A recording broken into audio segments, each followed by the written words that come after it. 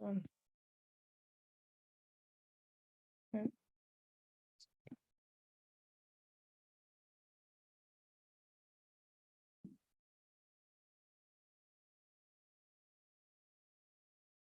And we should be live.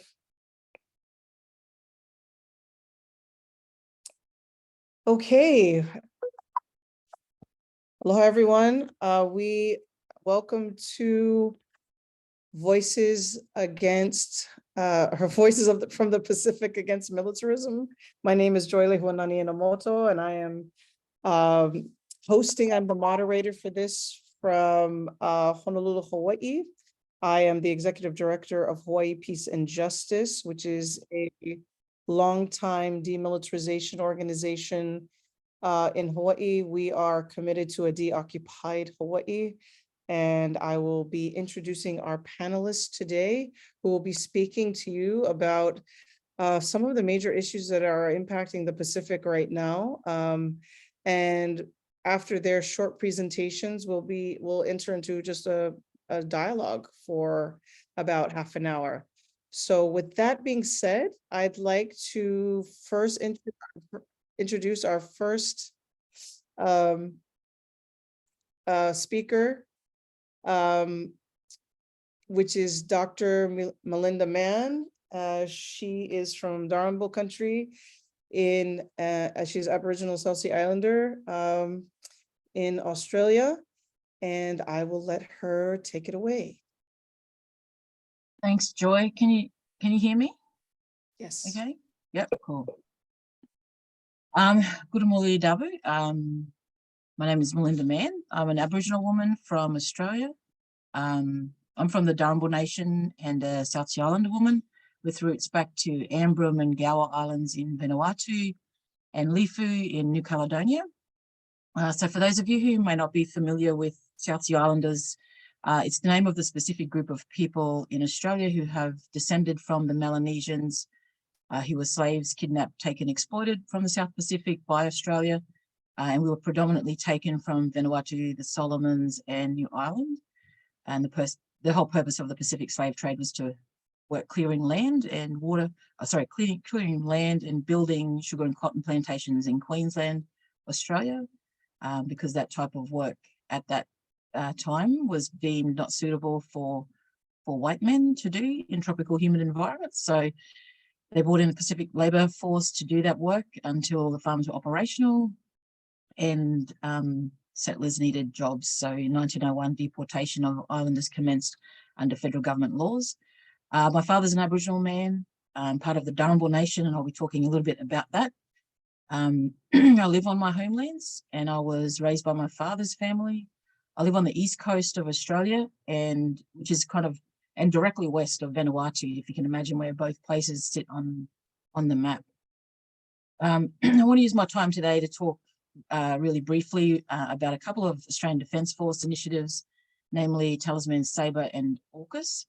I also want to share some of my thoughts on Australia's foreign policy and trade considerations and Australian climate policy, just a little bit. And I'll weave through, probably most importantly, some Indigenous people's context from this part of the world in each point, and I'll close with some concerns that I have with the trajectory of what we're seeing here unfolding in Australia. So in 2005, and in response to counter-terrorism, the Australian Defence Force and the US military launched a joint biennial multinational military exercise called Talisman Sabre, which some of you may be aware of. The very first exercise was planned in 2003 and conducted in 2005 across about 6 locations in Australia and the US, and I think including Hawaii, and involved 16,000 troops. In a couple of weeks, the 10th exercise of Talisman Sabre will commence with about 20,000 military personnel from 13 nations, with additional nations participating as observers. It's not the biggest in terms of military personnel. I think a few years ago, we had about 34,000 military personnel involved in the operations exercises. But this is the first time so many other countries are involved. So this year, Fiji, France, Indonesia, Japan, the Republic of Korea, New Zealand, Papua New Guinea, Tonga, United Kingdom, Canada, and Germany are involved. Observer nations are the Philippines, Singapore, and Thailand, and the exercises are usually covertly observed by China. Talisman Sabre is the largest exercise operation of the Australian Defence Force, and the main purpose is to test various systems, various defence systems, including command supports and sonar systems, which are tested in the Coral Sea, as well as testing new weaponry or changes to weaponry in vehicles, land vehicles and sea and aircraft. The main location for these military exercises, including those that predate Talisman Sabre, which used to be called Exercise Kangaroo, weird, but anyway, is Shellwater Bay here in Australia, which is known as Shellwater Bay Training Area. And to us, it's Kookaburra, the place of my ancestors. My clan in particular experienced many massacres when settlers first came to our land around the mid-1800s. So on Darumbal country, we had thousands of our family killed by settlers at the same time that they were exploiting the Pacific and bringing Pacific Islanders in to work the lands that Darumbal people were dispossessed of. One of the valuable things about Kookaburra country is sand. In the 60s and the 70s, our lands were being surveyed for potential sand mining. And this would have led to a significant amount of devastation of our sacred sites, and particularly the sacred sites of my family, but also the destruction of pristine environments, so freshwater creeks and mangroves, an enormous amount of dugong populations that are in that particular area, as well as estuaries and coral reefs. So our elders fought against the mining of Kookaburra country, and the only available option to save our country there was, including the sacred sites, was to allow the Australian Defence Force to use it. So as I mentioned, in 2023, the 10th operation of the Talisman Sabre exercise on our lands that are still grieving. In 2019, my nation, Darumbal Nation, signed an Indigenous land use agreement with the Australian Defence Force for continued use of Shellwater Bay for military training exercises. And that agreement gives us access for ceremony and for cultural heritage purposes. And it also provides finance for education and elders support. But like Indigenous people everywhere, Darumbal have had to negotiate for the best of the worst deals to protect our sacred sites. And this comes at the cost of other Indigenous people and their lands and seas, where we see Australian and the US governments operating military bases across the Pacific. In more recent developments between Australia and the US, late last year, Australia co-signed the AUKUS deal, and AUKUS stands for Australia, United Kingdom, and the US, United States. It's a 3-state plan to increase the number of nuclear-powered submarines in the Pacific as part of a security pact. Basically, the United Kingdom and the United States are boosting Australia's military capabilities. Australia will spend $9 billion in the next 4 years and close to $370 billion in the next 30 years under the AUKUS deal. From the announcement late last year, Australians are being sold that the AUKUS deal is a job bonanza. They anticipate that over the life, I think it's about 30 years, the life of the AUKUS deal, there'll be 20,000 jobs for Australians. And now we're seeing education providers partnering with UK and US defence agencies and the subsidiaries as key employment partners. So it's very much a jobs marketing plan to get Australians thinking about AUKUS as a personal economic benefit at a time when the cost of living in Australia is at an all-time high. But the Australian Defence Force is experiencing what they've termed significant workforce challenges. So there are reports that indicate that the Australian Defence Force recruits only about 300 new personnel each year. And at the same time, 10% of the Australian Defence Force leaves the agencies each year. So the Australian government proposes offering retention bonuses for personnel who choose to stay in the ADF, and that's going to cost about $100 million each year. But that won't be enough to address the shortfall or labour crisis that they're expecting in our Defence Force. So There's no surprise that they are looking, or about where they are looking to fill that labour shortage. The Pacific has always been positioned as a solution to Australia's crises. So the option of recruiting large numbers of Pacific Islanders to fill the labour shortage of the ADF is a plan to pathway Pacific Islanders to Australian citizenship. And other nations like the US participate in these types of schemes, so it's no kind of new idea, but we know that imperialism everywhere isn't new. They just kind of regurgitate old tactics. And we're also seeing the Australian government attempting to embed Indigenous perspectives into foreign policy. And the basis for this approach is that the Australian government says that it wants to use Indigenous heritage as a basis for how they develop policy and how they negotiate United Nations instruments and trade deals.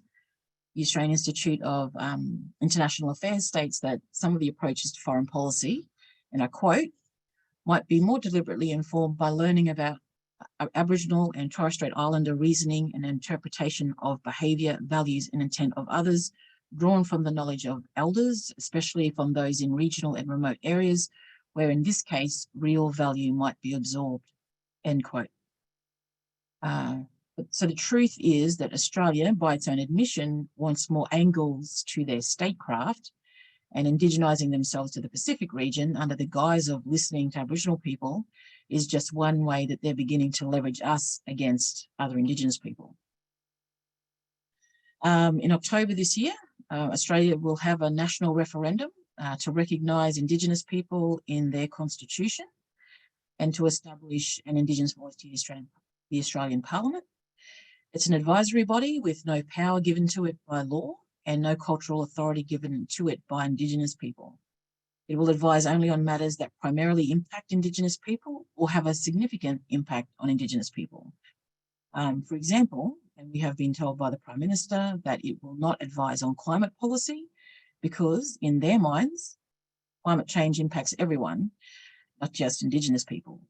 Even though at the moment in the Federal Court of Australia, a case has been brought against the Commonwealth of Australia by traditional owners in the Torres Strait because of the neglect of the Australian government to protect them from the impacts of climate change. They're already seeing manifest on their islands.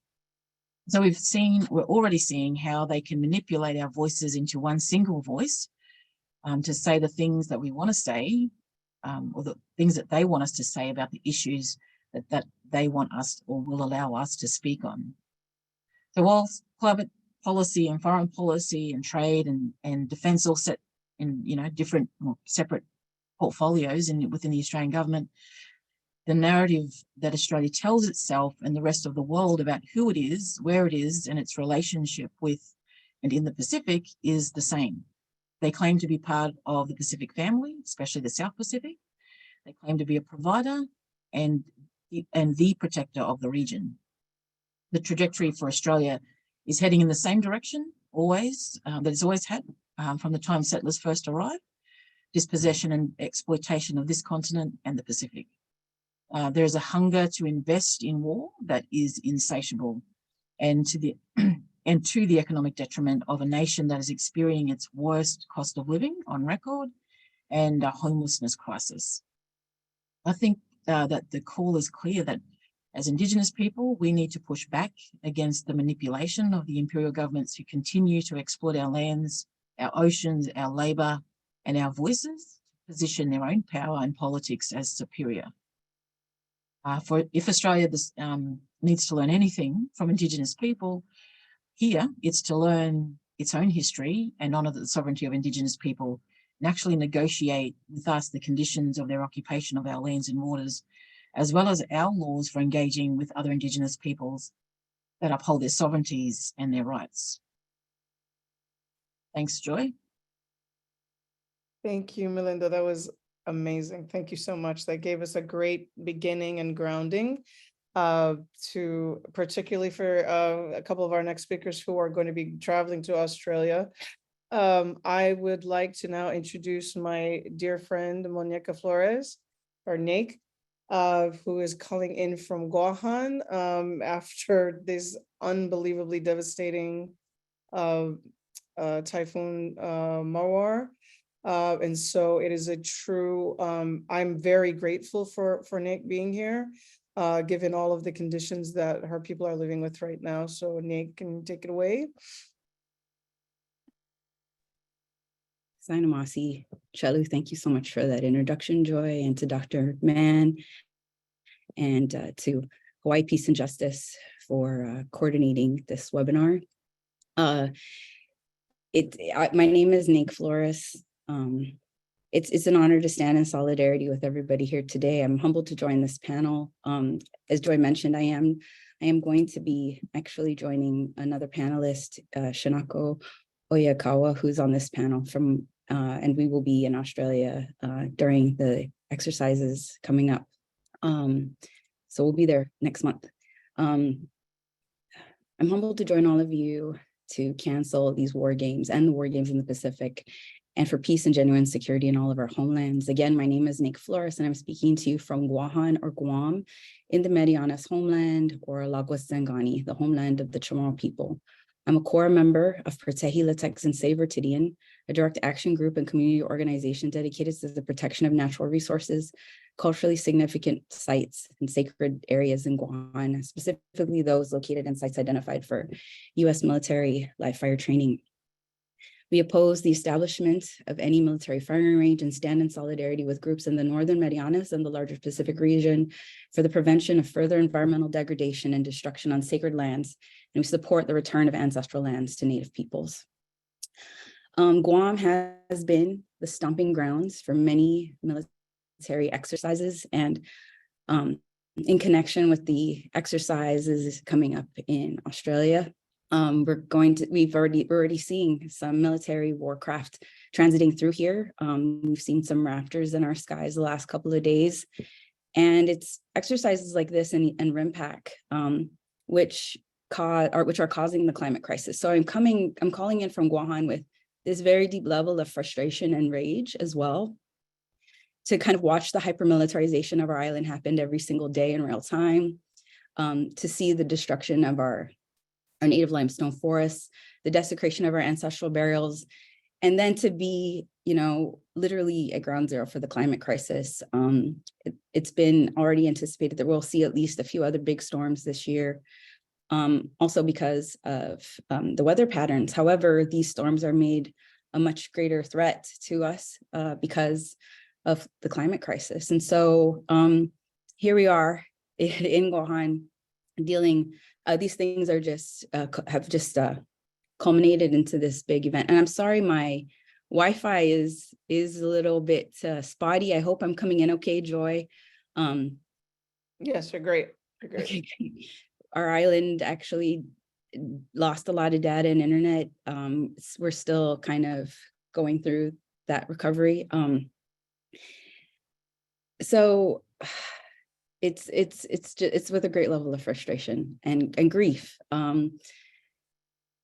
I didn't realize that I had PTSD from the last superstorm from 20 years ago until this storm came, and I started having violent flashbacks, and not just of the storm itself, but of the aftermath of the storm, the smells, especially of the dead animals, the rotting fruit trees, all of the trash that had to be thrown out, and then just how the weeks of hardship that followed, the months of hardship that after that super. So we're watching some of those same things happen again.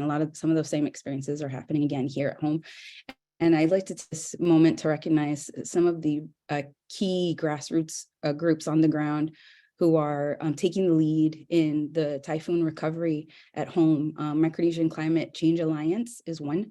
And I'd like to actually share a link to their mutual aid campaign in the chat. I think, oh, that's for hosts and panelists. Sorry, I'll put it in we'll put it in for everybody. I also here, and I'll also, let's see, I just want to screen share them really quick. I'll share this link very soon. Another group is NIHI. NIHI has been doing a lot of important work. I'll share their link here as well. NIHI has been doing a lot of focus in an area where there are non-Chamorro Micronesian islanders who have settled. The whole area has been flattened, and it's going to take a massive amount of effort to clean this up. Unfortunately, what we have also been experiencing is that there's been a lack of availability of trucks, of trucks to haul away debris, of a lack of dumpsters. The whole island is at a shortage. But one place where you will never see a shortage is on the bases, where all of the construction continues to happen.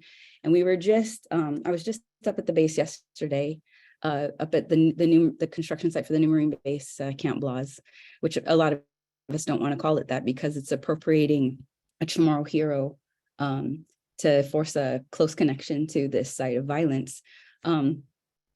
We actually have some visiting activists from Japan and Okinawa now, and we had an impromptu protest yesterday in front of Camp Blas, and we saw many private company trucks that had been rented for construction. Seeing these trucks up at the base hauling dirt, it's disgusting, for lack of a better word. While we need this equipment to help people clear their roads, clear their homes. A lot of people lost their roofs. They've lost everything. We can't even rent some of these trucks to help our community. And however, they're readily available for the military, as well as constructions taking place for the tourism industry. And of course, these two things are very connected. There's another place that's really close to my heart that I want to mention, which is the Cultural Center, which sustained a lot of damage. The Sagan Couture in Chamorro is a sovereign cultural space which focuses on different traditional practices and contemporary cultural practices as well. I've also shared their link for their GoFundMe. So these are three groups that I really want to just kind of highlight today, who are doing this just such critical work at this time. We are supporting them as best we can, but these are the folks taking the lead. And the thing is, sorry, the thing is that this is also a tremendous opportunity for the military and federal government to, talk about how how great they are in coming and responding to this crisis. But what's really important in noting these groups in our community is that we're the ones who are taking care of each other right now, who are helping each other clean up each other's homes, who are helping each other with food. And FEMA and Red Cross are here. And so we definitely have to push back against this federalized propaganda that's in the media. And after the typhoon, everything was gray and brown, but you saw a lot of khaki as well. And that was because also our local National Guard was activated to respond to the crisis. And these are our own people who we're related to, who look like us, who are not part of the regular, Navy and Air Force and Army, but are like our local reservists. And they were activated. And so so seeing our own people in military uniform and in trucks be part of that response, it basically makes a lot of our critique and it a little more complicated. It makes these are a lot of, for instance, these are some of the local trucks. I was trying to get a picture of some of our local guards at, they were helping with traffic. They're helping pick up debris. So this makes some of our work really complicated, in terms of a critique of the things that are happening. One thing we were hoping that people would notice is how the military clearing the land for the live fire training range complex and the new bases has really left our northern aquifer and land extremely vulnerable in this time of a typhoon because of the massive clearing and grading of land. A lot of things are more vulnerable in the time of a typhoon, and also the recharge of our aquifer. Joy, can you please check me for time? Am I okay on time? I kind of jumped all over the place. You're at Okay, great. about a minute or two. Okay, great. Well, I'll just, I'm a descendant of the Chamorro people, and we've called the Marianas Islands our home for over 3,500 years. And we truly understand how vulnerable our lands, water, and sacred sites are. And we have a long legacy of environmental racism resulting from colonization and militarization. And we continue to suffer these ongoing injustices, human and indigenous rights violations,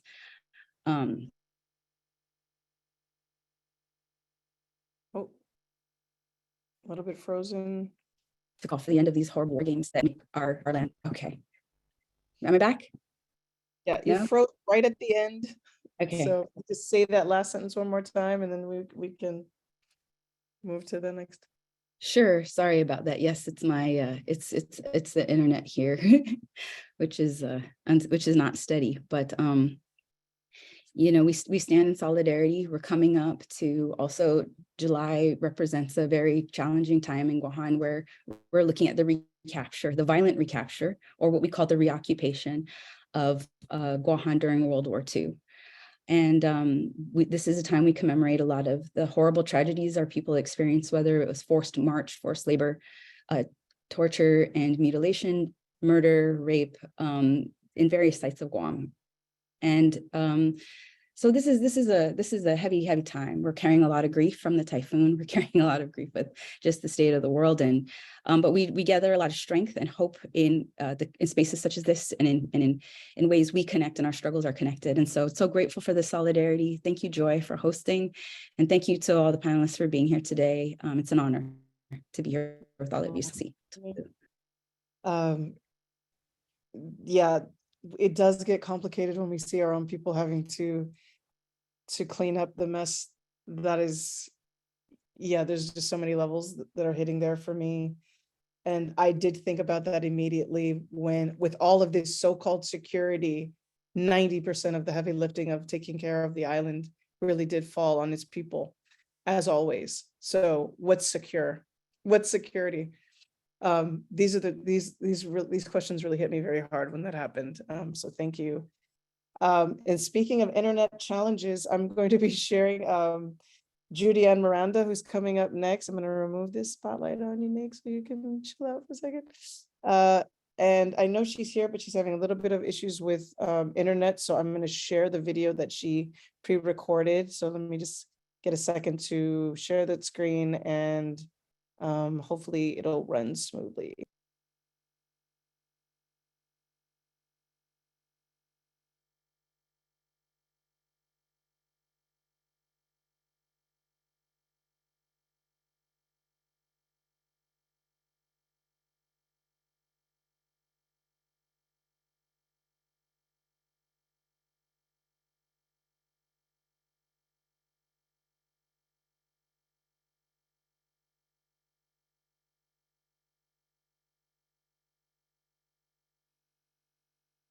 Not yet, Joy. People can't hear this? Why? No one can hear it yet? Were people able to hear it, not hear it?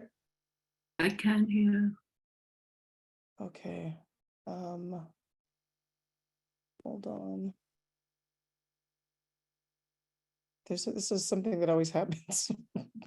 I don't know what it is. The sound is working here. Let me stop sharing for a second. When you share the screen, there's like the two check boxes at the bottom to optimize audio and video.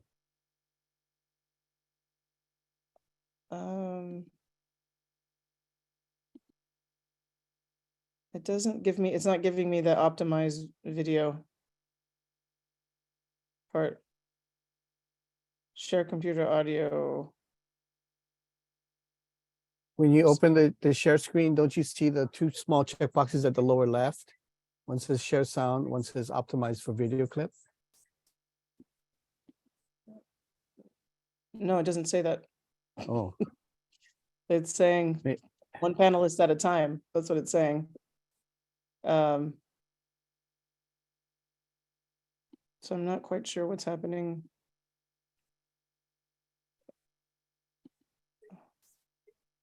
Share screen, hold on. I'm gonna share this. Okay. Are you all seeing what I'm like? Are you able to see my desktop? Is that what's happening? I'm not sure what's going on with audio. I'm not sure what's going on exactly. I don't know, Kyle, I think you're co-hosting right now. Can you try and check and see? Are you? I don't have the link though. Could you put the link in? hold on one second.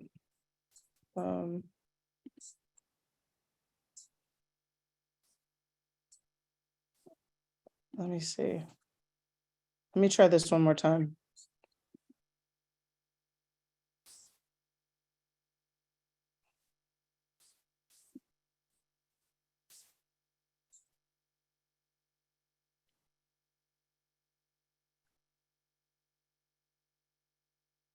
I'm not sure what's going on. Human rights you hear that? violations, militarization, Okay, wars, and exploitation. okay. These are the issues that concerns the Philippines as of the moment.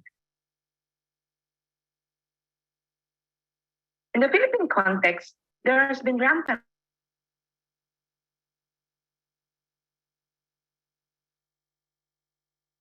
and widespread human rights violations, abandonment of state accountabilities to human rights, entrenchment of immunity, and democratic decay. War on civic space, repressive laws, and executive issuances have stopped activists and have derailed activists from its criticism on the military exercises in the Philippines due to Executive Order Number 70, which created the National Task Force to End Local Communist and Armed Conflict and directing the adoption of a national peace framework, which basically supports the Anti-Terrorism Act of 2020, which makes all activists as terrorists in the Philippines, which legitimizes red tagging and arrests. And during this period from 2016 to 2023, there has been an alarming increase of freedom of association violations and labor rights violations in the Philippines, resulting to 69 killings of trade union leaders and organizers, cases of abductions and forced disappearances, cases of arrest, detentions, and trumped-up charges, workers arrested during strikes and protest actions, cases of forced disaffiliation, cases of red tagging, terrorist tagging, cases of threats, intimidations, and harassment, cases and other anti-union activities.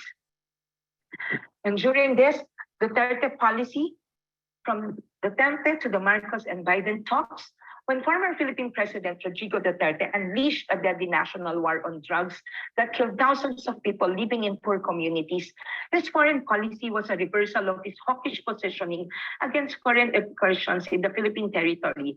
His pivot to China policy enabled to the latter to strengthen its claim over a large part of disputed Philippine territories. Many view his friendship with the new superpower as a significant break away from Western imperialism, specifically from the United States. But again, Biden and the Marcos administration talks last April resulted in the boosting of their military alliance, demonstrated this year by the largest ever U.S. troop presence of annual war games in the Philippines, almost doubling the number of its military bases that Washington can access. So in the reports of Reuters, the expansion of the Enhanced Defense Cooperation Agreement, or the EDCA, underlines the Philippines' strategic importance to the former colonial ruler, the United States, coming at a time of growing concern over China's conduct in the South China Sea and tension over self-ruled Taiwan. In summary, the agreement includes locations, Phase Taiwan, disputed South China Islands. The EDCA locations increased from 5 to 9 areas. The deal includes training, equipment, fuel shortage, and infrastructure. The Philippines says it will always be an ally of the United States.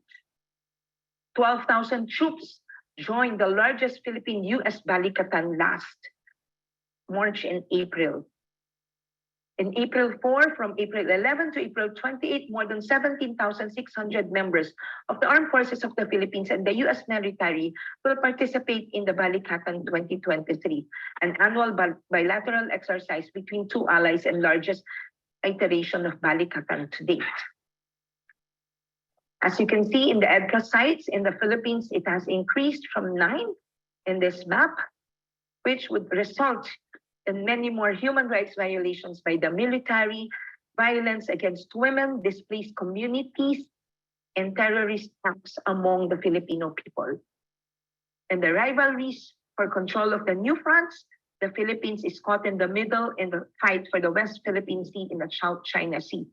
Chinese estimate places potential oil resources in the South China Sea as high as 213 billion barrels of oil. So, as in the history, you can always see for the last 100 years, control of resources has been a frequent reason for war. This has been the reason for the Russia-British rivalry from the World War I, World War II, Vietnam Wars, up to the present Ukraine war. Western nations in general and the US overwhelmingly among them dominate the global arms market. These arms went mostly to the oil and gas producing countries in the Persian Gulf, Southern Europe, and parts of the Africa and Asia, which the Philippines will now be a part of. Again, the Partido Manggagawa states they are not our war. Filipinos' involvement in wars made possible are only during the colonial rules. The US tied the Philippines to military and free trade agreements, which the Filipinos are resisting. Women, wars, and gender-based violence result into 49% of refugees worldwide are women. Gender-based violence are not only limited to armed personnel, but includes government, security personnel, and civilians. There's sex slavery, prostitution, trafficking, and kidnapping, and rape is used as a weapon of war. Armed conflict exacerbates gender inequality, and war impacts women differently. As we say, workers have own wars to win. The imperialist wars kill people. So our campaign is to workers to have their own battle to win. Our battle to increase wages, our battle to stop contractualization, our battle to ensure that workers' lives as a life of dignity. So in this campaign in the Philippines, we have done Filipino women and youth voices against militarism in war. We have Filipino youth voices against militarism, war, and exploitation. We have Filipino women unions that voices that jobs not war, no to militarism. And the Partido Manggagawa has solidarity work for and with and against, for and with the women of Afghanistan, women workers solidarity with Afghan women, women workers united against the civil and political rights for Afghan women. And we have a campaign of solidarity from sisters and brothers in Southeast Asia to stop the war and exploitation, brothers and sisters from Pakistan, Nepal, and other parts of Southeast Asia. Again, we always say, workers have our own wars to win, calling for democracy. And in our position, we would like to state that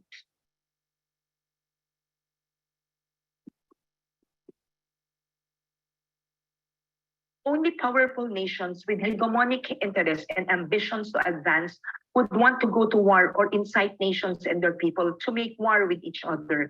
This is the logic of things about militarism, whether it's done on a global scale or in specific region. It is because powerful empires make sure that their global economic interests are protected by superior military power, since international trade is often done by way of imposition rather than by the free will among free nations. It is no overstatement, therefore, to say that the rise of imperialist wars is made possible only by means of war, as there is no single nation that rose this level without having to go to war with other nations.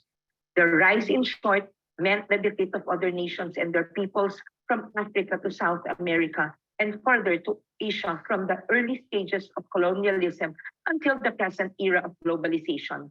In fact, the two world wars were the bloodiest and ugliest form of confrontation among great powers, all in the name of world peace. But deeper examination would show that the main motivation behind all these wars is control over markets, as well as the supply of slave-like labor from the south to the north. This template doesn't change even if wars are waged in Ukraine or in Russia, in Britain or Germany, in the Middle East or Africa, or even in Asia, where a northern power is preparing for a war against China. These wars, all pretending to be wars in the name of peace, freedom, and democracy, deal nothing with poverty, inequality, or climate change. In fact, wars will only exacerbate those problems by destroying thousands of lives, jobs, and communities.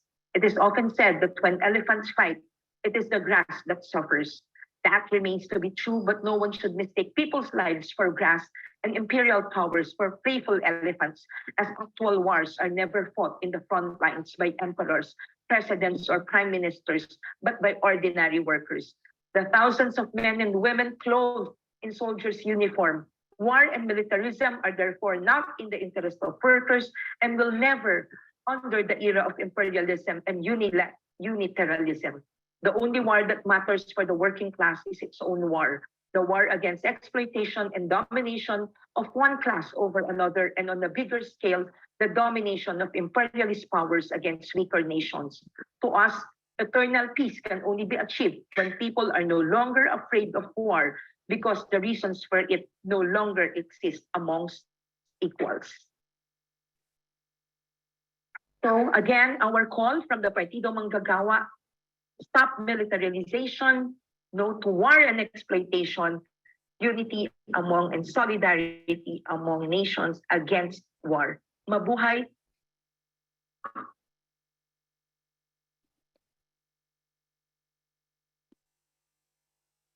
That was amazing. I love that. I'm like ready to go do some stuff right now. That I love that she brought the frame of the work of workers back into this conversation. I think that many times the language of the worker, of labor, when I saw that statistic of 69 killings of trade union leaders, that is a war on workers. And that is also, we know that the military is here to keep those trade lanes open. So everything that she's speaking to, workers we have our own wars to win. That just said everything I needed to say. And Nick, I do want to tell you that Kyle shared your links for the regular people on the other side. So don't worry about your links being shared. And so thank you again to Judy and Miranda. That I was really moved. I'm like ready to go do some things right now. So that was really moving. Our next speaker will be Sung-hee Choi, who I believe you can just share your screen and your slides with us. Sung-hee, I will let you introduce yourself and your topic. Yes, hello. Yeah, thank you, Joey. Hello, friends. Thanks to organizers for having me. I am Sung-hee Choi from Jeju, South Korea. Please let me show my PPT.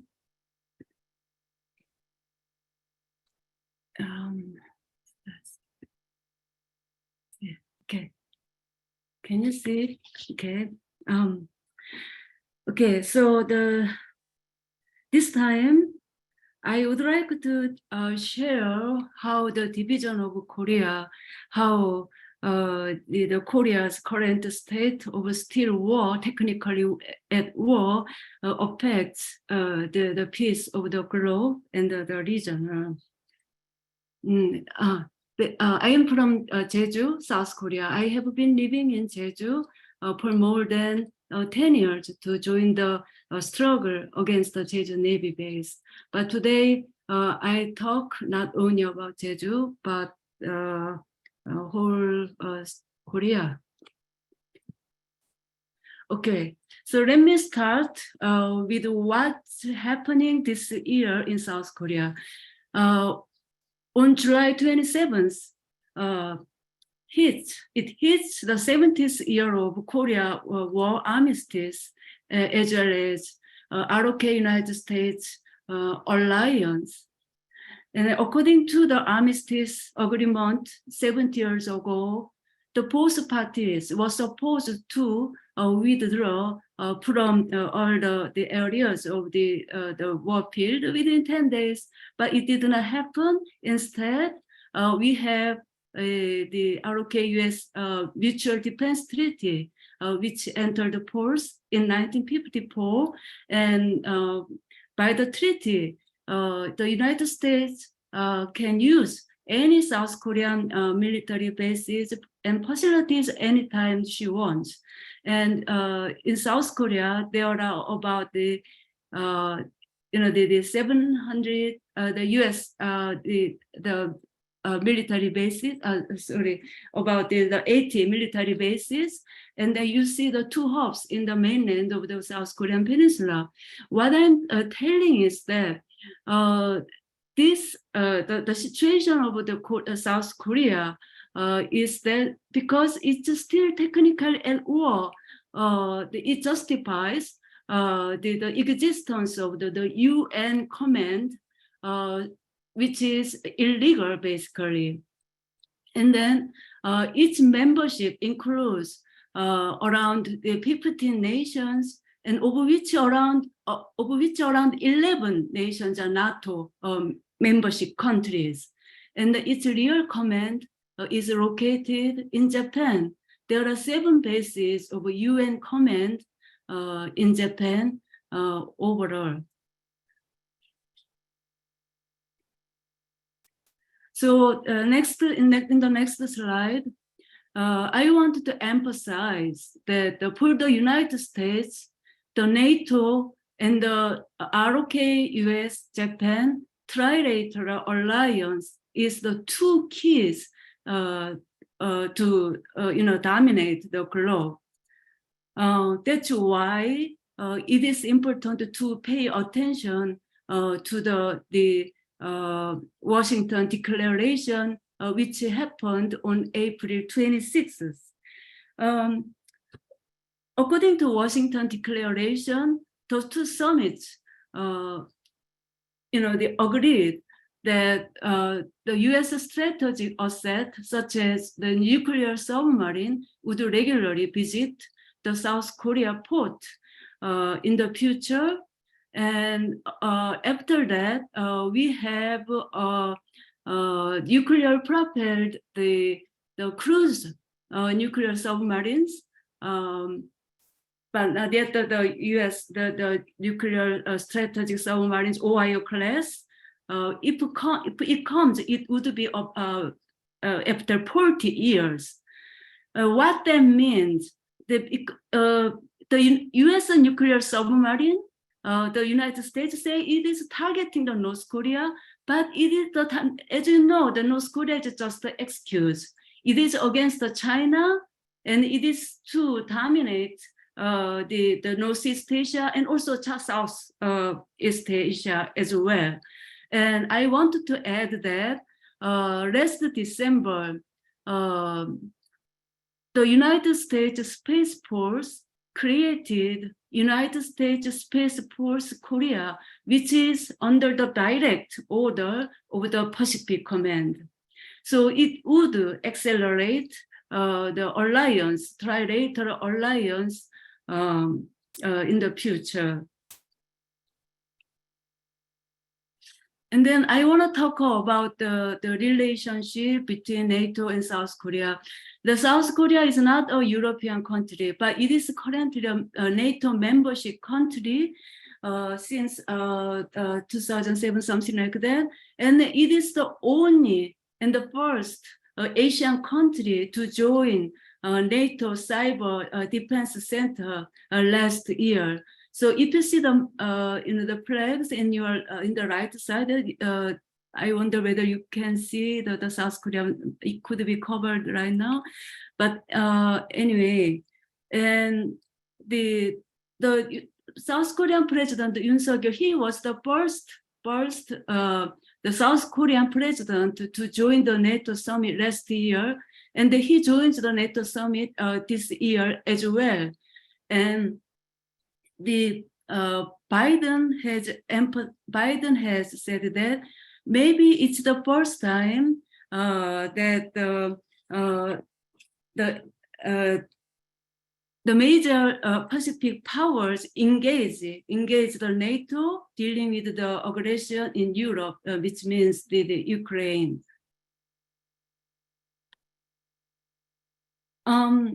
So what we notice is that the latest war exercise, which is mostly multinational war exercise, is related to, many of the exercises related to the NATO.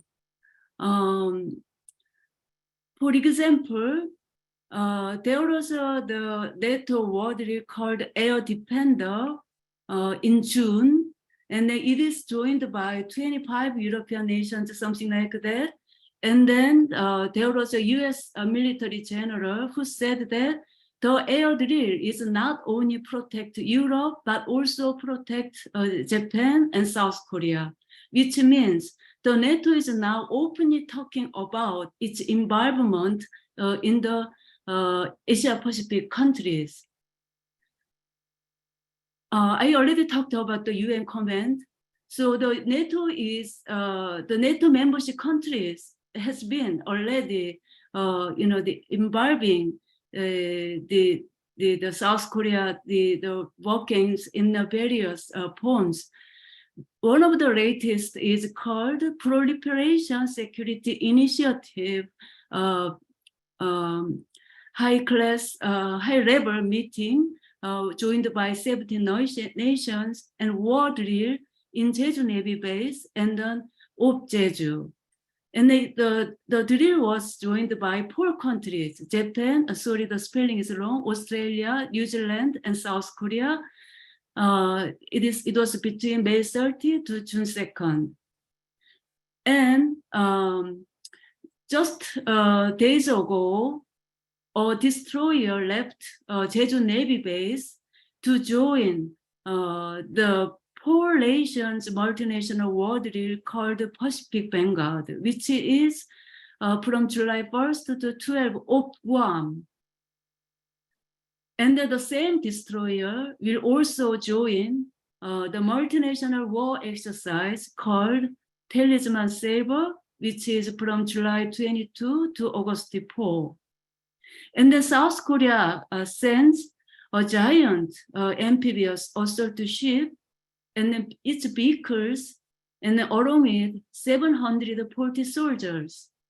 In the Rimpak last year, South Korea sent the same giant amphibious assault ships and also the assault ship and the vehicles along with 1,000 soldiers.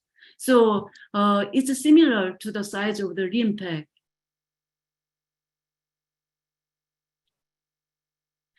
And then what's happening in people's protest?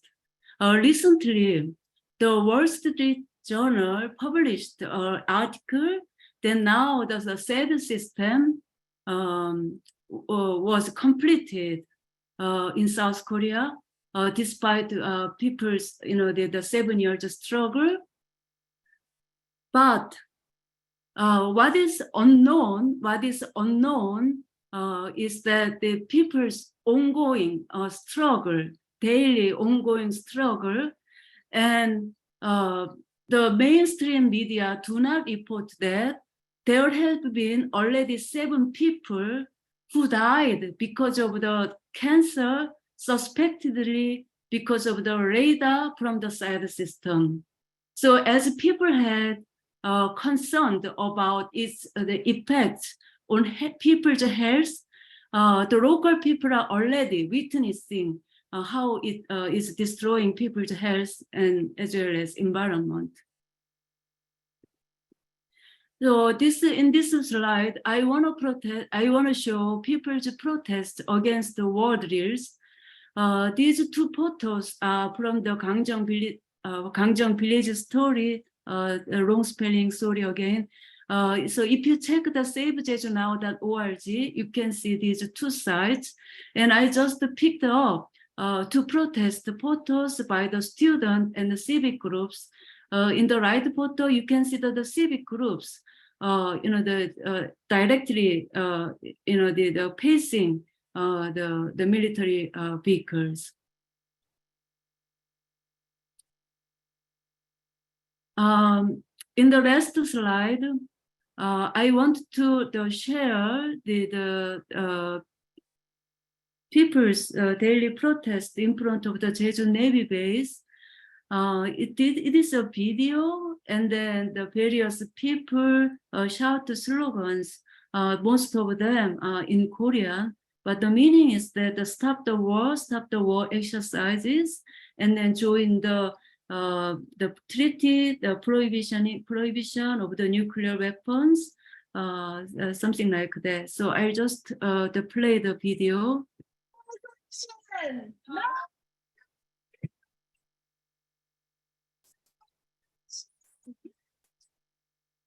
Can't hear it. We can't, okay.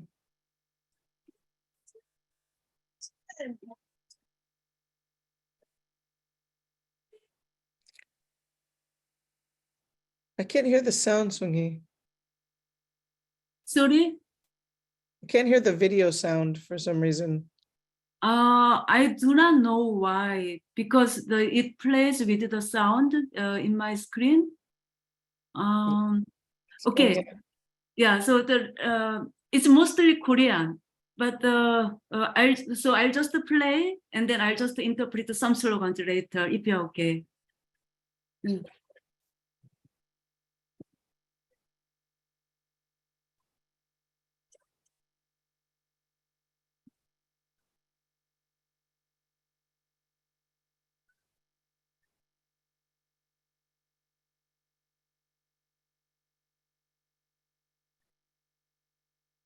Do you hear me? So we are shouting stop the war exercise, stop the war, and then stop the Pacific Vanguard, for example, and then the join the treaty of the prohibition of the nuclear weapons. And then Joy, I wonder how many minutes I have. You're just about at time, maybe one or 2 minutes. Okay, so in the 1 or 2 minutes, I wanted to say that the danger of the nuclear war is growing, not only in Korea but also in the region.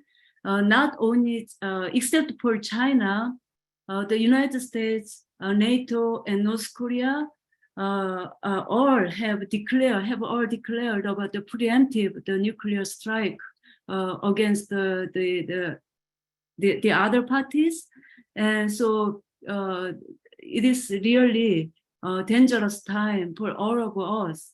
And then I was so sad when I heard Moaneka about the climate crisis, but we also have a task about the stop the nuclear war.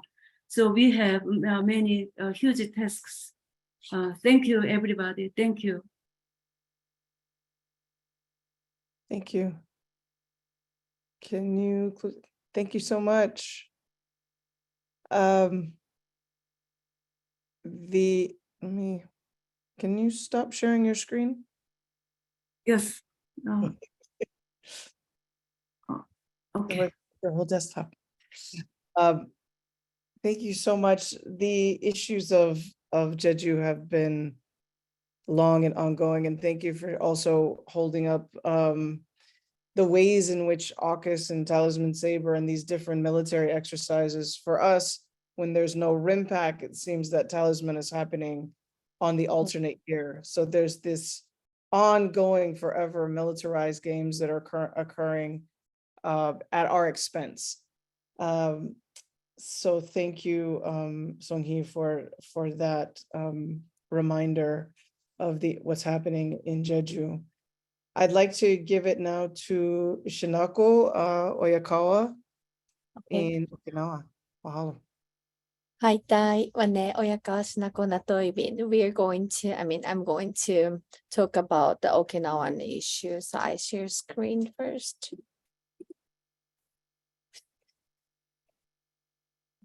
Okay, let's see. Okay, so I'm Shinako Oyakawa. Oh, wait a minute. Sorry, I need to move this here so that I can see. Okay, I'm Shinako Oyakawa, the indigenous Ryukyuan mother, activist writer, co-editor of co-director of Association of Comprehensive Studies for Independence of the Ryukyuans. We call it AXIOS. And then I'm part-time lecturer at the Okinawa University. And I'm specialized in language revitalization, demilitarization, and decolonization of the Ryukyu Islands. I'm attending permanent forum on indigenous issue, UNPFII, and expert mechanism of the on the rights of indigenous people, MRIP, to report colonized situation of the Ryukyu Islands. So maybe some of you already know about Ryukyu, Okinawa, and then some might visit it before, but Ryukyu is, sorry, it is known as Okinawa Prefecture now. It's in the middle of the circle, and it's located almost halfway between the mainland Japan and Southeast Asia, and has natural and then geographical characteristics that has been described as subtropical maritime climate. Ryukyu used to be an independent state, and it has diplomatic relations with Asian countries, and then concluded treaties of friendship with Western countries in the mid-19th century. As you see, it's Taiwan is closer than Tokyo for us, and even like Manila is same distance as Tokyo. So we're in the Pacific, we're in Asia. It's now we have strong identity of Ryukyu Okinawa people, not as Japanese people. The Ryukyu Islands have been a colony of Japan and the US since the 1609 invasion of Satsuma Crane and the annexation of Ryukyu Islands by Meiji government in 1879. The Ryukyu people have become a stateless nation, and we have been subjected to discrimination, exploitation, and domination by both the US and Japanese government. Military bases in Okinawa were built for the Battle of Okinawa after Japan annexed the island. The battle was to protect mainland Japan, so more than a quarter of population of Ryukyu died in the ground battle. And after the war, Okinawa was under US military rule for 27 years, and many private lands were confiscated for the construction of the US military bases.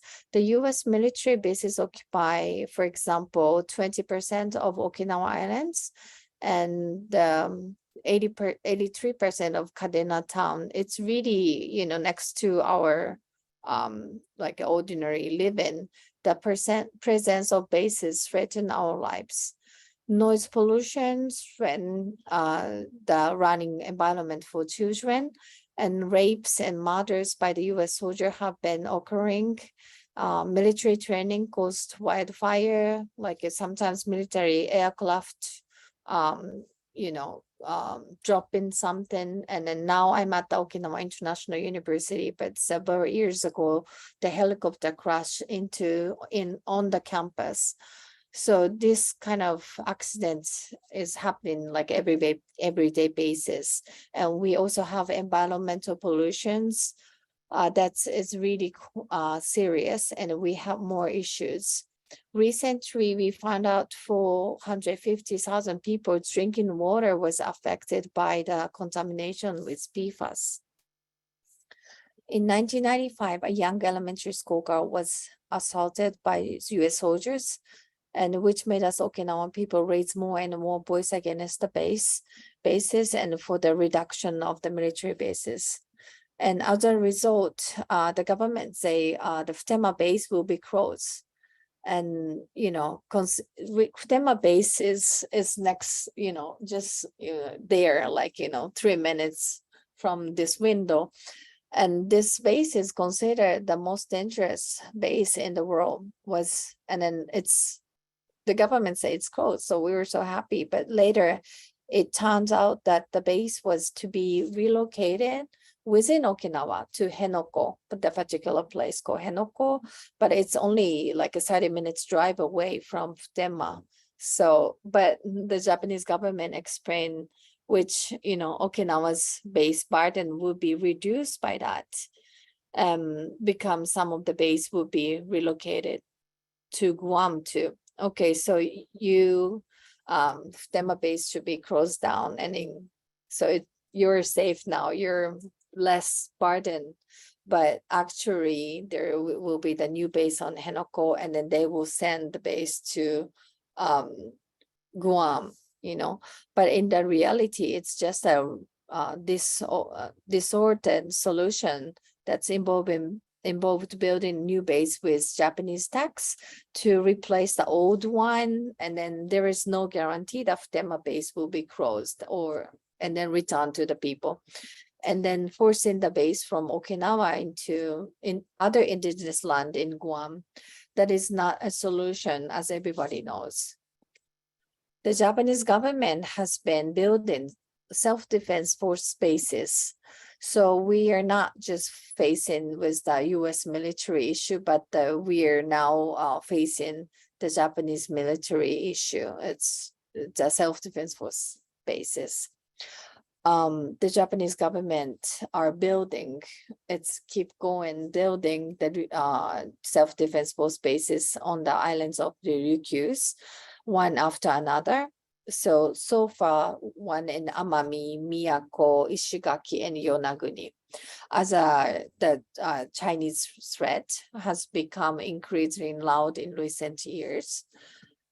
This is being done in the name of security, but the residents, like, we Okinawan people have not been fully briefed. The opportunity for the referendum has been taken away, and new functions not included in the plan, such as like ammunition strategies and a missile defense system, like a new thing is coming, just they first say like, okay, this is just for the people to station, but new option is coming, and it's never stopped now. So and then causing the citizens to hide their concern. There is atmosphere as if they are preparing to turn our Ryukyu Islands into battlefield once again. I am participating in the UN MRIP expert mechanism for the rights of indigenous people as a member of Axios. In fact, I will be participating next month. So this is from the standpoint that we are not Japanese, but Ryukyuans and indigenous people. The UN has repeatedly urged the Japanese government to recognize Ryukyu people as indigenous people and protect their rights, but Japan has never acknowledged our existence. I think it's because, like, from that they can use Okinawa freely. We have been deprived of our nation, our language, lost many lives in war, witnessed many pollution and accidents as a result of military colonization, and are about to be colonized for decades and centuries to come with the construction of more, new military bases. We need an international network, and our Asia Pacific region needs to be connected with each other and say reducing and then no to militarization. Thank you very much. This is a picture of the protest for the G7, and in the picture on the right are the ministry or like a president of several countries, and then they are standing in front of the Hiroshima monument, but what they're talking is just militarizing, not demilitarizing. And even like Zelensky visited Kishida to get some more effort, like an effort help for keeping the war. This is not something we want, that we as a citizen and then like Okinawan people want to see for G7. We say like no to Japan, US military alliance, US imperialism, #1 terrorist is the US, and please stop lies, and then stop the war, and then stop Quad alliance, and then stop NATO alliance. That's what we heard for G7. And as I said, like I'm a member of Association of Comprehensive Studies for Independence of the Ryukyuans. Now we have English website. So if you want to see what we're doing, please visit our website. Okay, thank you very much.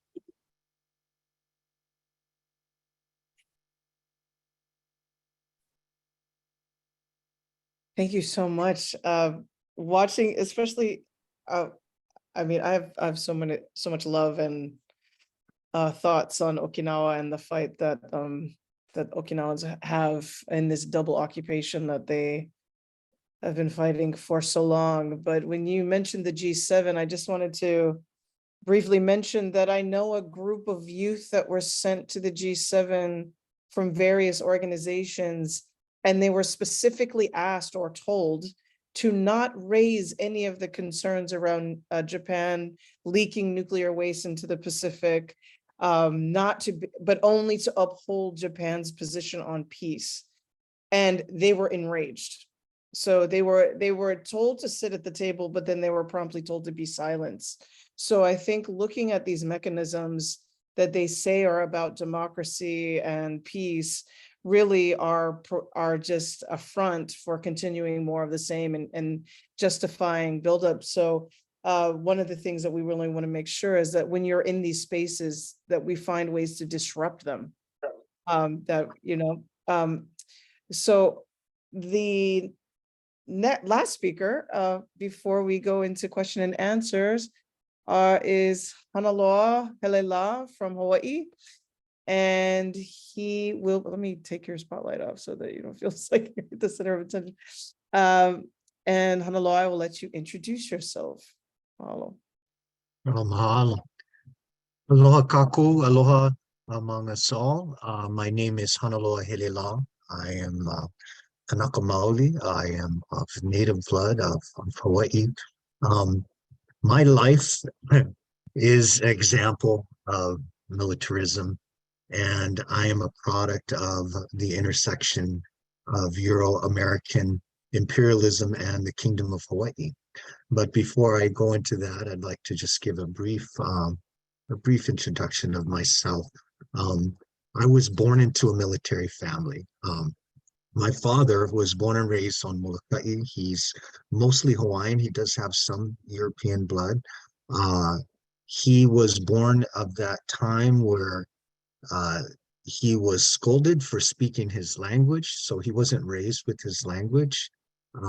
He was raised very poor, so at a very early age, he joined the U.S. military, as many Native peoples around the world, and including Hawaii, do after being colonized. At that time, it was seen as making a better life, and it was all about survival.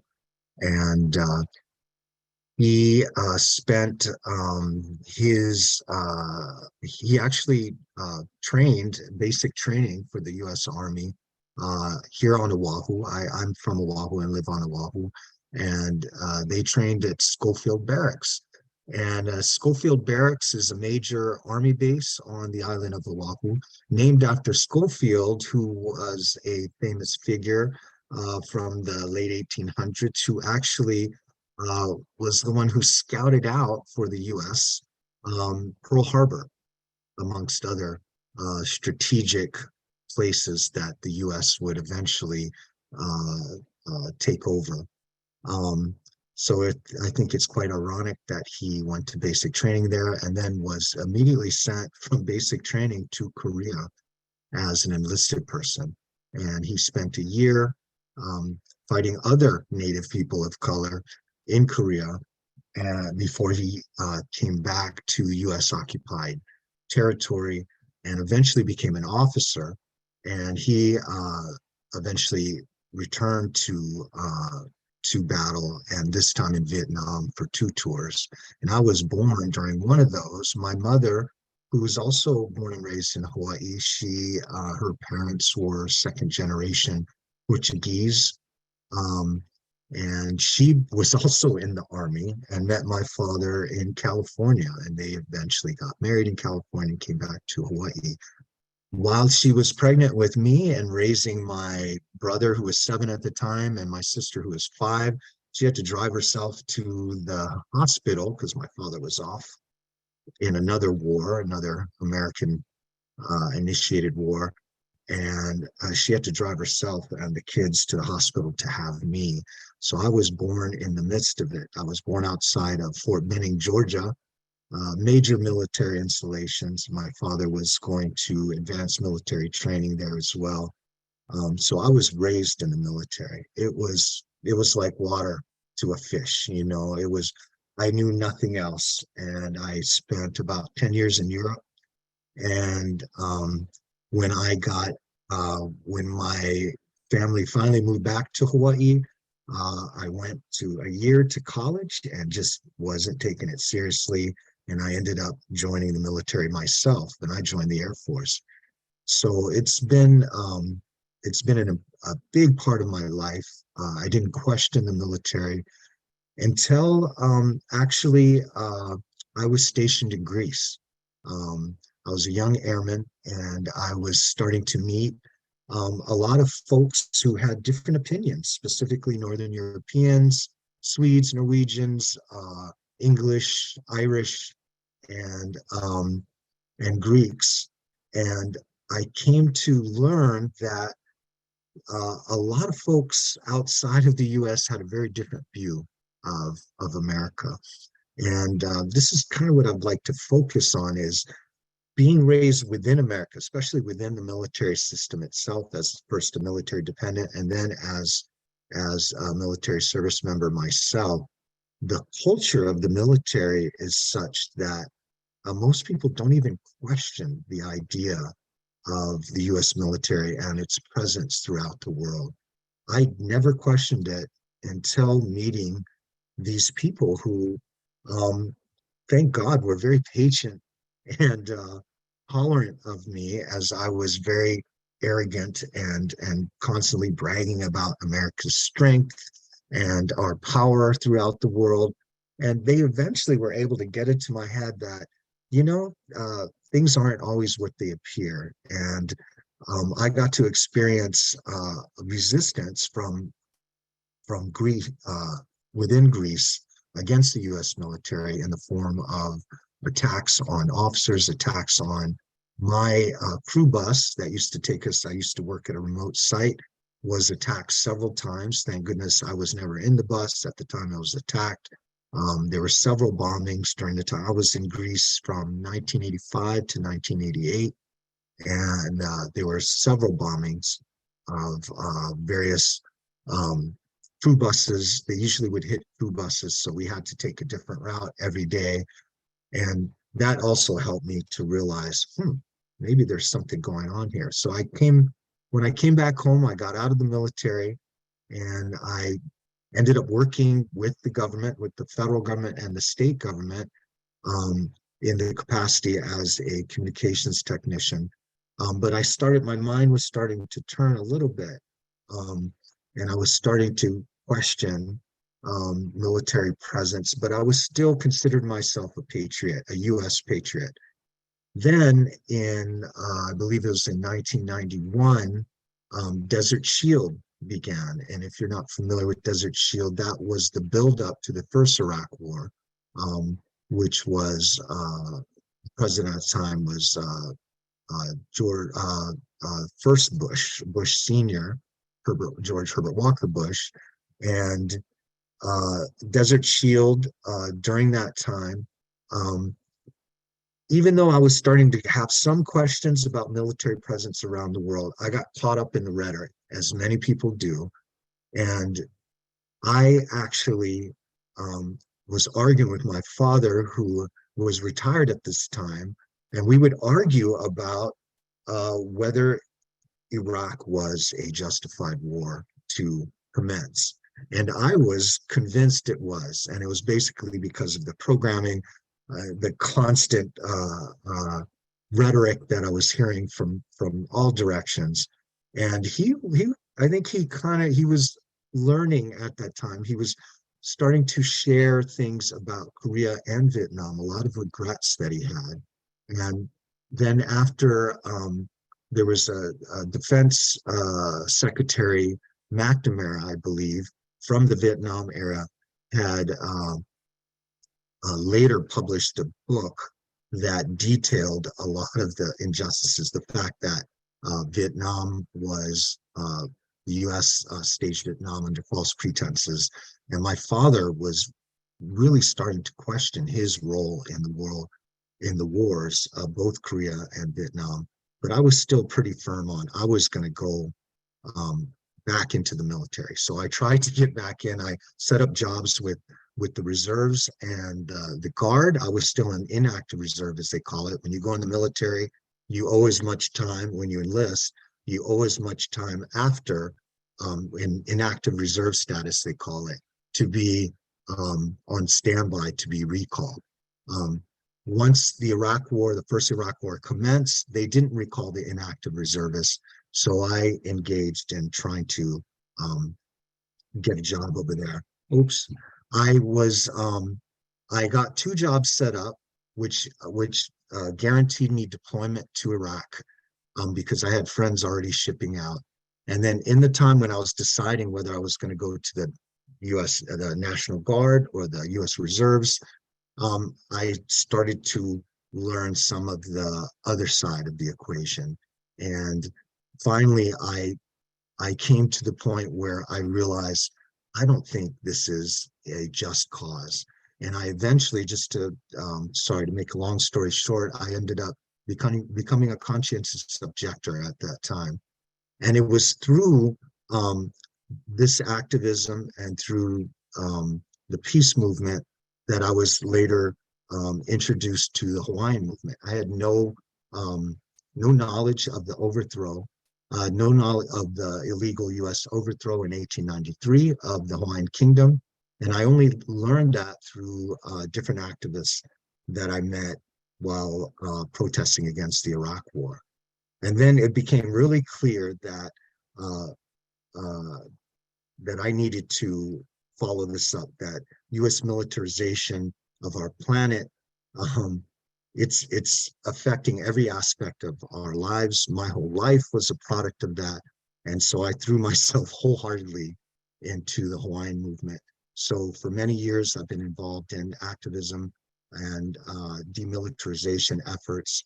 And so now I belong with various groups, including Hawaiʻi Peace and Justice and Vai, Native Hawaiian group, and also some other groups that are fighting militarization through the water crisis, the current water crisis that we're having here with Red Hill underground storage tanks, fuel tanks, which is very similar to some situations that are happening in Okinawa and other places throughout the world.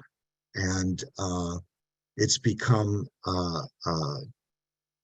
not a choice anymore, it's a duty, particularly because of my role, having been in the military, having been raised in the military, and actually being half European and half Hawaiian. I feel that I have a role as a bridge. It's one of my important roles in this life, I think. And I think one of the greatest challenges we face in demilitarization is the absolute, almost absolute control that the forces, the powers that be that are promoting this militarism have over the media. So the majority of people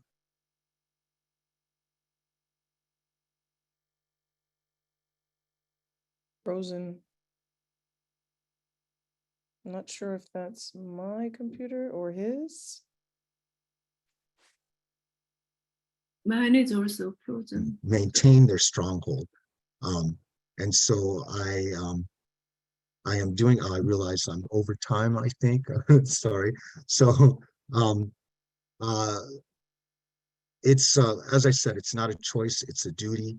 And I gotta say that it's an honor to be amongst panelists as yourself, very learned and eloquent in your presentations, and I just want to thank you for that. And I am proud to be amongst you as we endeavor, to try to push back on this militarism. And I think we've got to do it from many different angles. And the angle that we're fighting right now, as I mentioned before, is trying to call out the military and hold them accountable for their pollution of our and contamination of our aquifer here on Oahu. So I think I'm well over time, so I think I better wrap it up. So thank you all so much. It's just been very informative, and I'm just very impressed by all your presentations. So mahalo. Mahalo nui loa. Thank you for that that really intriguing genealogy of how you got to know. I think that many of us have similar stories, that these stories are very common throughout the Pacific when we have those eye-opening moments. Now I'm going to open it up for question and answer, but I do, before we get questions from the audience, I have a question for all of you, that because we do these webinars a lot. We do these talk stories a lot where we get all of this weight. We get all of this heavy information. We get, it's like devastation after devastation after devastation. The themes are clear. They're going after there's PFAS there in our soil. There's contamination of our water. There's noise pollution. There's helicopters flying out of the sky, flying onto beaches, onto schools. I mean, this is across the board. The mining, the extraction, what is the call to action that you want people who's listened to this? What do you want them to do tomorrow, today, like going forward? What can they do right now to intervene? That's the first question that I have. And then secondly, is there a win? Is there a story do you have a story that marks a win or some moment of progress that you see that we can have, that we're not just walking away, like that we're seeing the vision of what we're gonna have, what we need to have for us to thrive in the future? It's really easy to feel the weight, hold the problems, and many people ignore those problems, and so that's why we have to share them. But then people are like, oh, you guys are just so sad all the time. I don't want to, why do I want to listen to that? But there is this story, there's these victories. And there is no victories without people like us, right? So, but what are those calls to action? What is that we want to see from our folks, and what are the conversations we want them to go have at their dinner table? Is there a major call to action for anybody? Hanaloa. Thank you. I think a very important one, a very fundamental one, is return of our lands. And I think we just got to start it at 1 acre at a time. For Hawaii, I think Makua, which is a very important training area, a very sacred place to Hawaiians. I think Makua is ripe for return. And now we're looking at leases. Military leases are going to be up in 2029. And I think it's a very important push right now for us to do, is to help raise consciousness and put a lot of pressure on these various agencies and institutions that can influence those leases. And I think that's an important angle we have to pursue.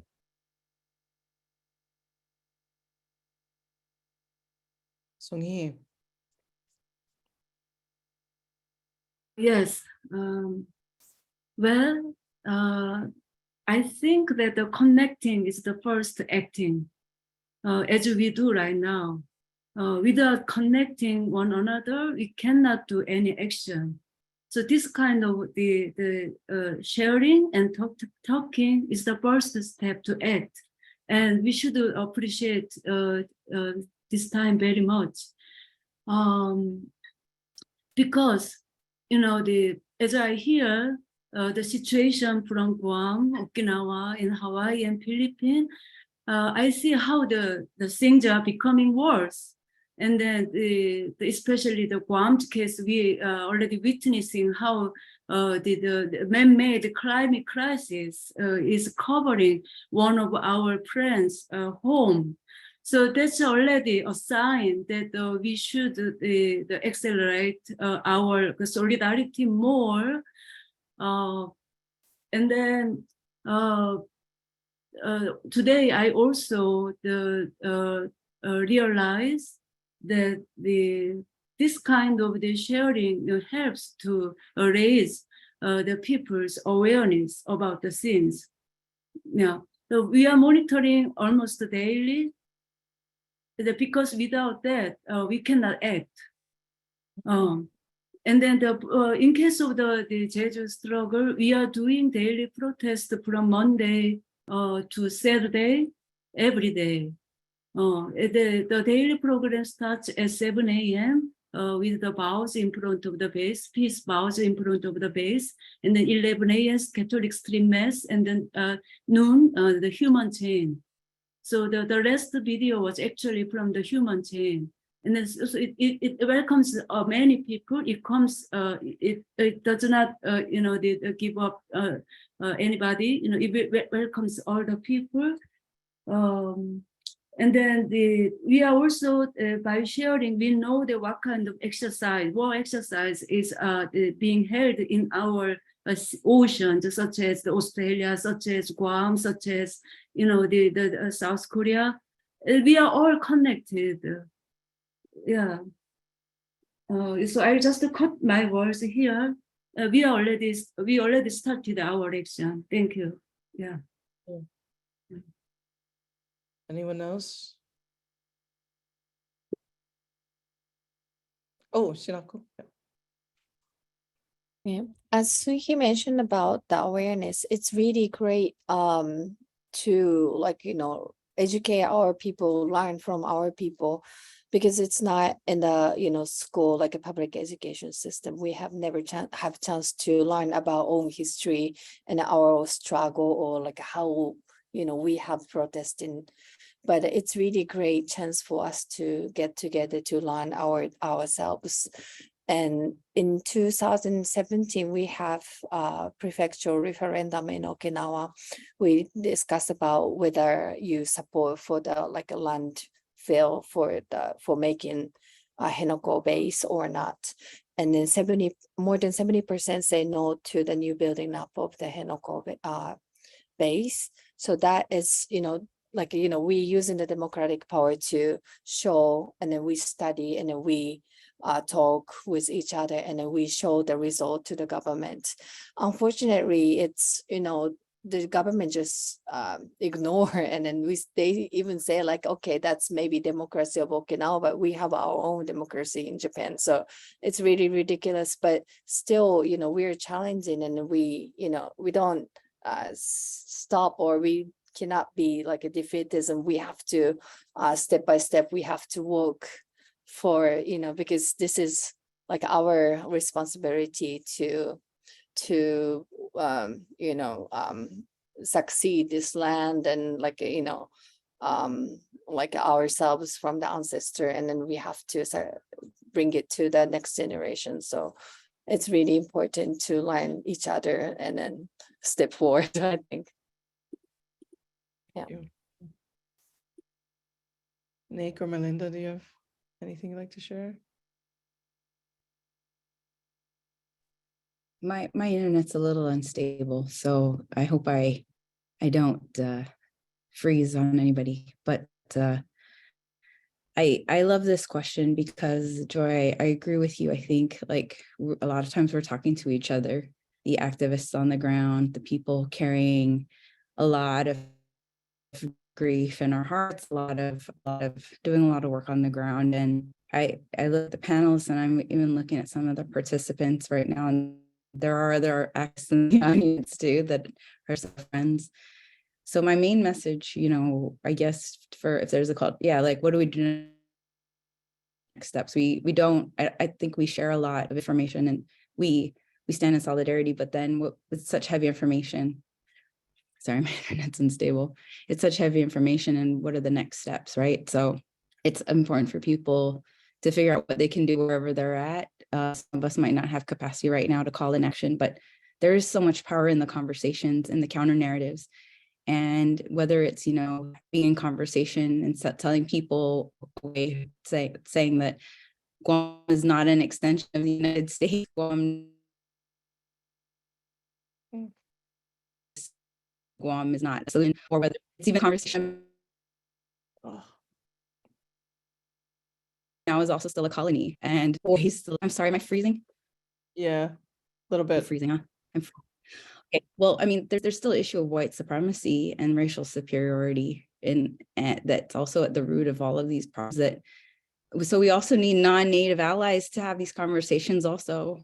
And so everybody here in this room is of the land where we're talking from, and that's wonderful. So I hope, so we need allies to listen. We need the non-native allies to listen and use their privilege to support our work. Sorry if I keep thinking, I guess I'll just there so that I don't take up more time with my bad Wi-Fi. Mahalo. Okay, thank you, Shinako. Melinda, do you have Yeah. I'll go ahead to leave, but Melinda, did you want to close us out, and then I'll do I'll see if there's a couple questions. Well, I'll just reiterate what everyone has already said about standing in solidarity with each other. And I think the conversations that we've had this morning, have been really helpful in joining up all of the players in the Pacific at the moment, the imperial powers and the devastation that they wreak on Indigenous lands and people. So I think these conversations are really important to keep having, because it kind of gives us more information about where things are happening, in other parts of the Pacific as well. So, but I think we just have to keep talking more about in our circles and in our work circles and our presentations about how our parts, the things that are affecting us, are manifesting out in other places in the Pacific, to give a broader, bigger picture of what they're doing. So I just want to actually say thank you to everyone for sharing what I've learned so much from listening to all of you. I feel really empowered and enriched by this conversation. Oh, thank you so much, Melinda. That's a wonderful way to. There was a couple of comments in the Q&A, thanking all of you for all that you've shared, and folks are learning a lot. And there's always this question of strategy around militarism, which cannot ever be answered in a webinar, nor would I do that.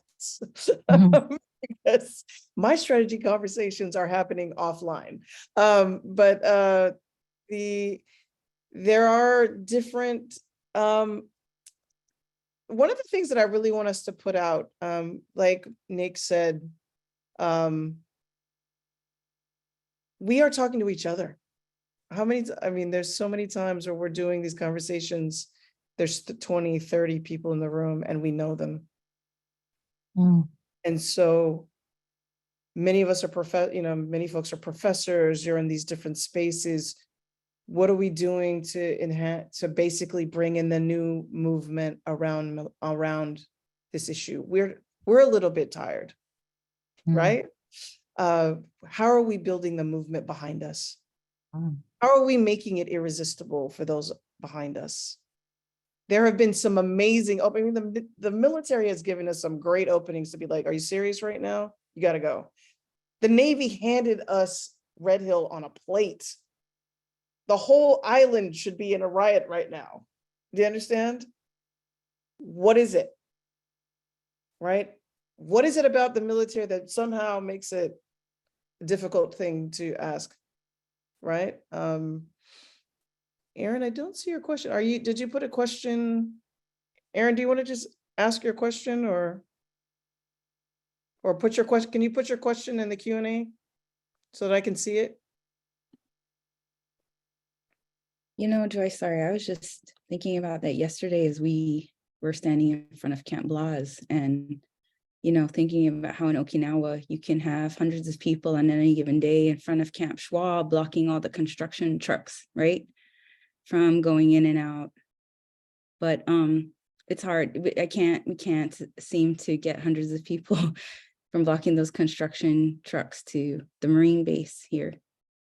And I ask myself that question all the time. What can we do? Why isn't everybody out here in the streets trying to stop this from happening? And people are tired. People are caught up in survival. And, also this idea of arrest and police culture is so different here and other parts that you know, we would get arrested. We would probably be arrested for federal trespass, or, you know, have to pay a lot of money, get a lawyer. You know, it would be, and also the shame, like the shame that your family experiences and Indigenous family experiences when someone is arrested. I mean, like, there's so many layers of it, of oppression that silence us, and prevent us from acting directly. And also we are trying not to respond violently to violence at the same time.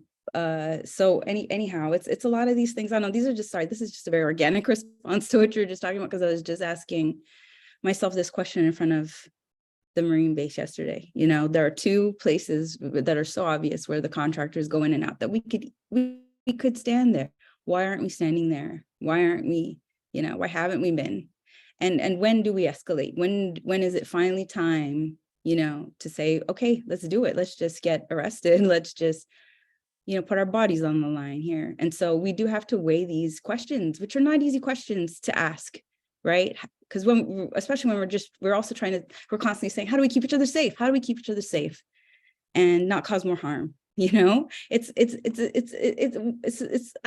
are the answers? What are the answers, my friend? I'm glad that you said that, because next year during the festival, around the same time as Festival of the Pacific, Hawaii Peace and Justice is going to be hosting a conversation with Pacific people to talk about what is the next strategy? What is the next move? What is the follow-up to NFIP?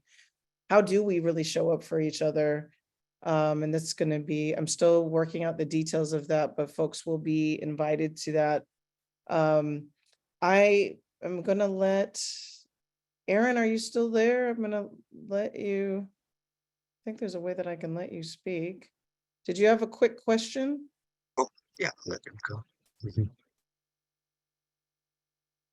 you have a question? Again, my comment is thank you for doing what you do. And especially since I just visited Okinawa in April. My dad fought on Okinawa 77 years ago, and I was able, as a lifetime member of Veterans for Peace and an activist, to accompany Doug Loomis, and we were visiting the sites, and we had a spontaneous protest opportunity as we were touring Hacksaw Ridge. We saw 17 young Marines. And of course, I jumped out, being a little younger than Doug, and I gave him kind of a raucous speech. And then I said, by the way, let me introduce you to my buddy Doug, who was a Marine officer way before I was in the Marine Corps. And we had such a wonderful time with the kids. And if we take care of our opportunities, they will arise, and connecting with people is my favorite thing to do, even if they disagree with us. Thank you. Okay, Hanalo, and then we're going to be, yeah. Sorry, I know we're getting near time, but I've just been inspired by a few of these responses, and I realized I forgot something very important when I mentioned Makua, is because you asked for one of the victories, one of the wins, and I didn't mention that Makua is one of our wins, even though the Army is still occupying Makua. It's been a while since they've been doing live fire training because of Malama Makua and people like Sparky and Lynette and you know, Sparky's partner who's passed, Leandra, and many others who have contributed to those efforts over decades. And so Makua is one of those victories that at least we stopped the live fire training. Ho'olave too, even though it's very complex and it's still mostly uninhabitable, at least stopped the bombing. And so there have been some victories, and I think we just got to work on those. But like everyone says, we're fighting a lot of apathy, and particularly in countries like, I think there's, you know, definitely a pattern. I think in a country like, in a empire like the United States, when we're within it, we are at such a high level of colonization Many of us have lost the language, and I think that adds to those reasons of why people don't show up, because we're just so deeply entrenched in the American system.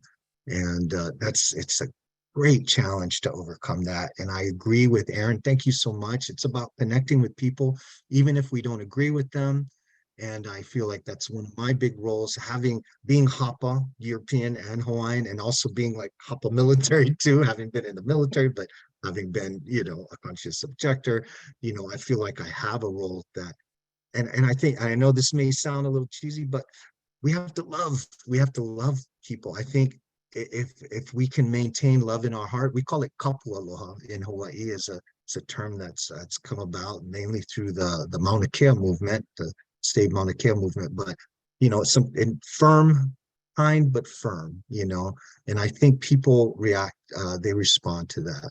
So mahalo everyone. Thank you. So on that, I just want to say mahalo nui loa to our panelists. Thank you to the folks from Pacific Peace Network. Again, I'm Joy with Hawaii Peace and Justice. It has been my great honor to listen to these warriors for justice, as I think of them, these warriors for peace. Ironic to say warriors for peace, but that's what we are. We are in it to win it. And I just truly appreciate the time that each of you takes all the time to take time out of your day to do either a webinar or a march or mutual aid or anything that you're doing, and you keep doing it and you keep showing up. And we should know that there's a net to catch us when we need to rest as well. So let's think about how we're building up behind us. We need to invest in those folk, and how can we make this movement, which is, we're talking about the largest funded thing on the planet is the war economy. How do we shift it up? And so I'm just so grateful to every one of you, and mahalo to everyone who attended. And I hope you all have the rest of a great day and great weekend. And mahalo. Take care, everyone. Mahalo so much, Joy, and thank you, everybody. Thank you so Aloha, much, hui hou. Joy. Thank you so much, friends. Thank you. No. Aloha, hui hou. We'll